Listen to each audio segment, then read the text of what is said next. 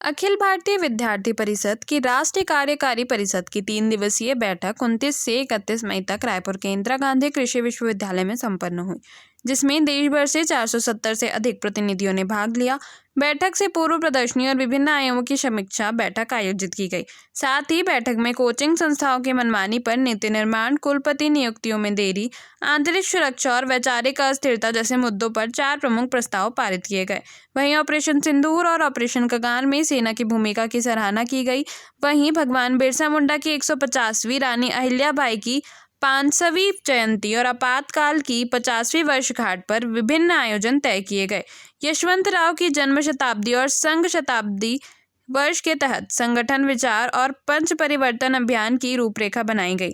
महामंत्री डॉक्टर वीरेंद्र सिंह ने बताया कि अखिल भारतीय विद्यार्थी परिषद की सदस्य संख्या अब 60 लाख से अधिक हो चुकी है। रायपुर बैठक में पर्यावरणीय पहलों जैसे प्लास्टिक मुक्त परिसर और शून्य खाद्य अपव्यय को सफलतापूर्वक लागू किया गया।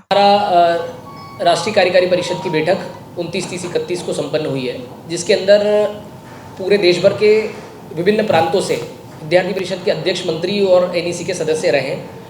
संगठनात्मक विषयों पर, कार्यक्रमात्मक विषयों पर, संगठन की सदस्यता को लेकर, संगठन की इकाइयों को लेकर, अभियानों को लेकर हमारे संगठन के महापुरुष जो रहे संगठन की, जिनने कार्यपद्धति खड़ी की, यशवंतराव केलकर जी, उनकी शताब्दी वर्ष को लेकर, भगवान बिरसा मुंडा जी की 150वीं जयंती को लेकर, रानी अब्बक्का जी की 500वीं वर्षगांठ को लेकर और संघ शताब्दी वर्ष को लेकर, ऐसे आगामी इन सभी विषयों पर विद्यार्थी परिषद कैंपस में इकाइयों में कार्य करेगा।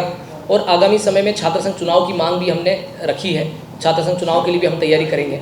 साथ ही विद्यार्थी परिषद ने 4 प्रस्ताव पारित किए हैं एनईसी बैठक के अंदर, कोचिंग्स को नियंत्रण करने के लिए, कुलपति की नियुक्तियों को लेकर, और साथ ही इंटरनल सिक्योरिटी देश के अंदर और इंटरनेशनल रिलेशंस पर भी हमारा एक प्रस्ताव ऐसा रहा है। तो कुल मिला के इस 3 दिवसीय बैठक में हमारी ये सब विषयों पर कार्य हुआ है। एक हमारा मुख्य भाषण रहा है, जिसमें इंडियन लैंग्वेजेस जो हैं, रीजन वाइज जो लैंग्वेजेस है, उसको बढ़ावा देना और उनके माध्यम से पाठ्यक्रम में बदलाव लाने का प्रयास करना। एनईसी का इम्प्लीमेंटेशन देश में और तेज गति से और सुनिश्चित हो, उस दिशा में भी हमारा कार्य करना।